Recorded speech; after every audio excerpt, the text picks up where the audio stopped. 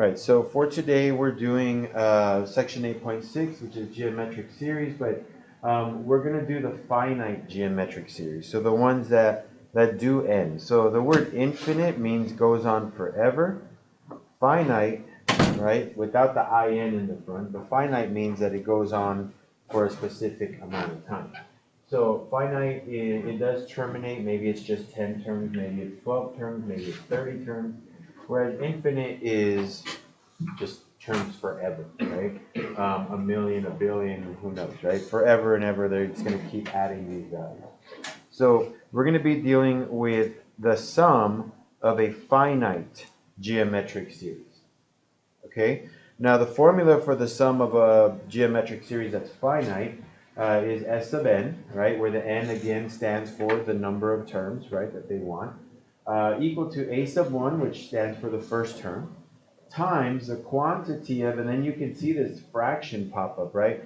1 over r to the n divided by 1 over r. Now you don't cancel any of this stuff.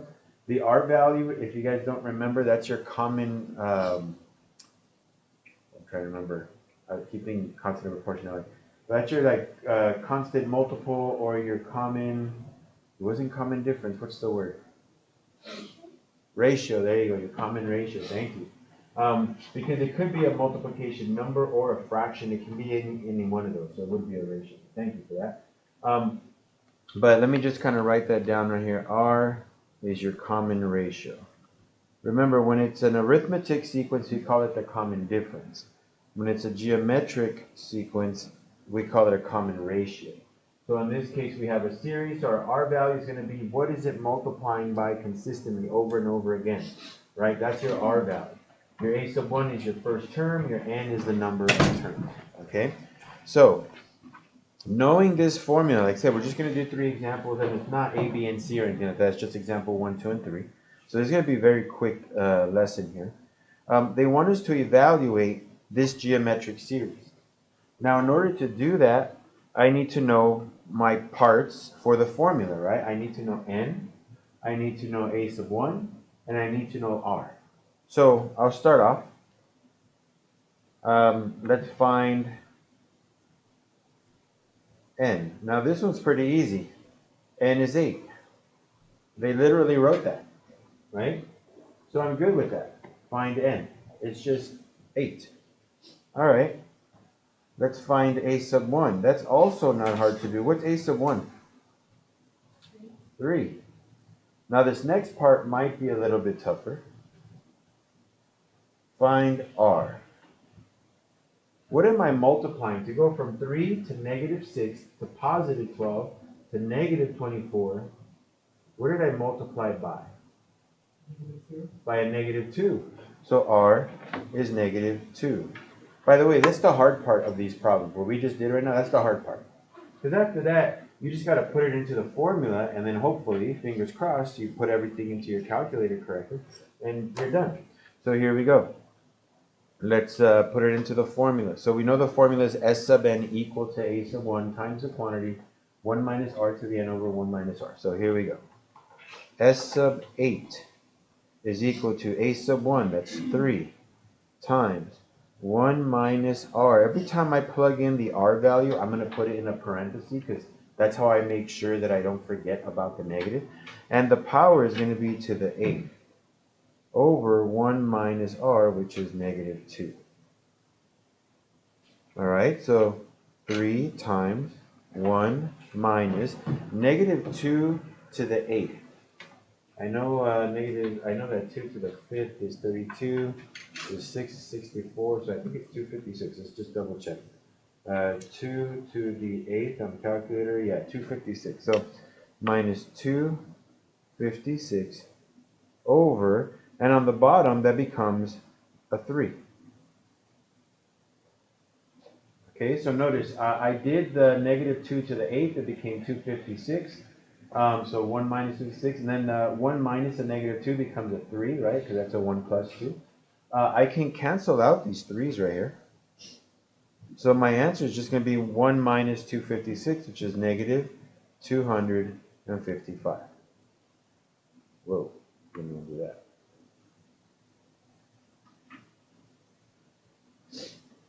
So like I said, it's not that it's difficult to do, it's just maybe some calculations might go wrong. So take your time, use a calculator, because like I said, the powers can kind of blow up sometimes. What if they wanted a 20 terms? That means you'd have to do -2 to the 20th power, right? So use a calculator, write stuff out. You should pretty much do okay with these. It's just, you got to find your stuff in green, right? The information. And sometimes it's easy to find it. Sometimes you have to do a little bit of work. Okay? But in this case, it wasn't that hard. N was obvious. They said N is a sub 1, pretty obvious. It's the first term. R was the only one that was kind of tough. But if you just look at the pattern, right? It was multiplying by -2 over and over and over again. So, all right, let's check out example number 2. By the way, I think you have like 4. Let me double check. Yeah, you have 4 problems like the ones we just did. Okay? And then you're going to have 6 problems like the one we're going to do right now. And then after that, 4 problems of example 3, and then that covers everything we have to do. So evaluate this geometric series. Remember, evaluate means like to find its sum, okay, in this case. So they gave me a sub 1 being 3. They gave me a sub 8, which is -49,152. And they're saying r is equal to -4. Okay? So, I'm going to do the same thing that I did before. And this is the same thing I did yesterday, right? We were trying to find those little pieces on the side. I was writing in green, like, what's a sub n? What's a sub 1? What's n, right? I'm going to do the same thing here. Find n. Well, they didn't give me n, okay? But they did tell me my final term, and they told me my first term in terms of subscript. They said the 8th term is -49,152. The first term is 3. So the way we found n yesterday was that we got b minus a plus 1, right? The high term minus the low term. The upper bound minus the lower bound. So my upper bound is 8. Okay? This subscript right here, a sub 8. That's my upper bound. That's the highest term we got to. My lowest term was a sub 1. So 1 plus 1. So n is equal to 8. Now, if you guys remember what I told you guys yesterday, if your starting number is a 1, then your upper bound is your n value, right? Same thing applies here, right? Starting at 1, my upper bound is 8, and notice my n is 8. So as long as you're starting at a subscript of 1, you could just take the top number, or your upper bound, okay? Now, we're going to find a sub 1. Well, that's pretty easy. A sub 1 is 3. And then we're going to find r. And I know this kind of seems repetitive, but I'm just trying to do this so you guys can get used to creating like a little side work, right, to find all your information. But for us, r is going to equal to -4. So we have those pieces that we need. We need a sub 1, r, and n. So let's go to our formula. I'm going to write it out again because we can't see it anymore. So S sub n is equal to a sub 1, 1 minus r to the nth power over 1 minus r. So here we go. So S sub 8 is equal to a sub 1, which is 3. 1 minus r, which is -4, to the n, which is 8, over 1 minus r, which is -4. So this is going to be 3. On the bottom, that's a 5, because 1 minus a -4, that's a 5. And on the top, let's see, we have 1 minus a -4 to the 8th power. That's negative, go ahead, 65,000. 535 or 536? Oh, you're saying, no, you're not saying for the answer.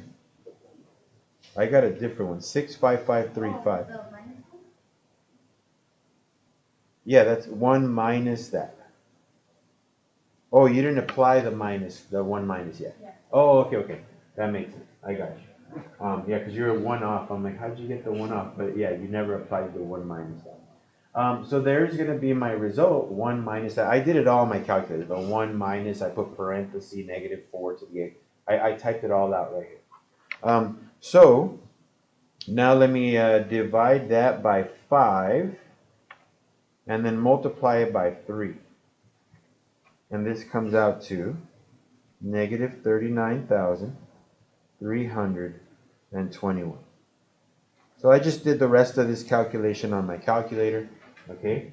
I took the negative 65,535. I divided it by 5 first, and then I multiplied that answer by 3, and it gave me negative 39,320. So again, I mean, I hope you guys see this and you're like, okay, this isn't that hard. I can see where it could be difficult, where I'm trying to apply those powers. But I mean, with a calculator, it should be okay, right? Just like yesterday's work. I don't think yesterday's stuff was difficult, nor Monday's. I think most of it is just find the right pieces that you need and plug them into a formula, right? Just find the pieces and plug them in there. All you got to do. So that's why you've been noticing yesterday, if you weren't here, if you didn't look at the lesson, I'm just going to kind of jump back to it really quick. You're going to notice that in yesterday's lesson, when we're talking about sigma notation, I kept doing stuff on the right side in green, right? Saying like, look, this is the setup. We got to find this, we got to find that, we got to find that. Once we know it, then in red, we just plugged it all in, right? So we found everything we needed, then we plugged it into the formula, right? Even this last example here, all the green, plugged it into the red. Everything in green got plugged into the red. Okay, except for this problem. This was a different type of problem. But, that one wasn't hard because you just needed the formula. The information was pretty good, so not a big deal. So yeah, you're seeing me write this stuff out in green because of the fact that I'm trying to keep you used to doing like a specific process. That way, when you feel lost, you can say, well, what did I do before? Oh yeah, I had to find specific things, right? So that's what I'm putting right there on the side. All right, last one. Now you're going to notice for this one, we wrote it in sigma notation.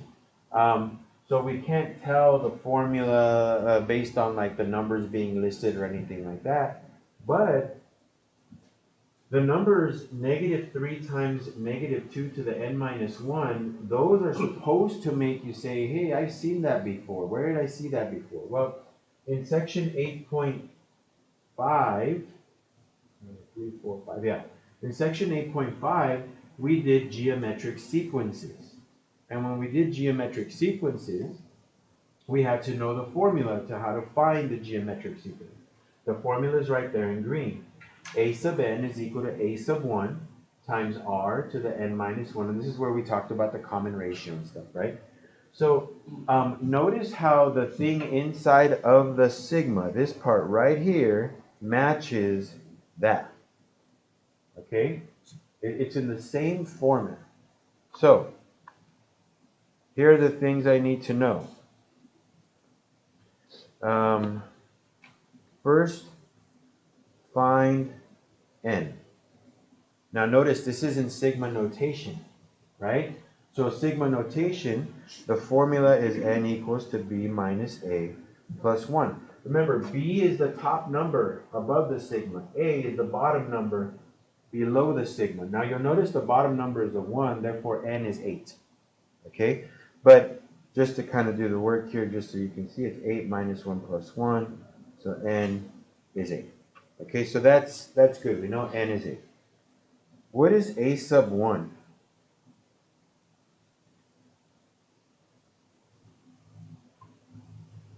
You should be able to just see it. -3. Because that's where a sub 1 should be, right? In front of the parenthesis, right? A sub 1 parenthesis r. A sub 1 should be right in front. That's a -3. So there you go, -3. All right. And then the r values should also be easy to find. What's that? Yeah, inside of the parentheses, -2. And there you go. I just found everything I need. I need the a sub 1, the r, the n. I got them all. So now I'm just going to plug it into the formula to find the sum of a finite geometric series. So S sub n is equal to a sub 1, 1 minus r to the nth power. Again, I'm just writing it out because it helps with memorization. So s sub 8 is equal to a sub 1, that's negative 3, times 1 minus r, which is negative 2 to the 8th power, over 1 minus r. We'll start working this out. This is negative 3 times 1 minus, negative 2 to the 8 we found out earlier was 256, so I'm going to put it right here. I'm not doing this with a calculator or else I would have done it all at once. That's going to be a 3. Now notice this 3 is going to cancel with the other 3, but notice how the negative, I'm going to highlight it, okay? The negative is still there. Don't forget about that. Even though you canceled the 3's out, you didn't cancel out the negatives on both. You just canceled out the numbers. So there's still a minus 1 in the front. Okay? And 1 minus 256 is negative 255, but if there's a negative in the front, that makes it a positive 255. And this is what your homework is going to look like.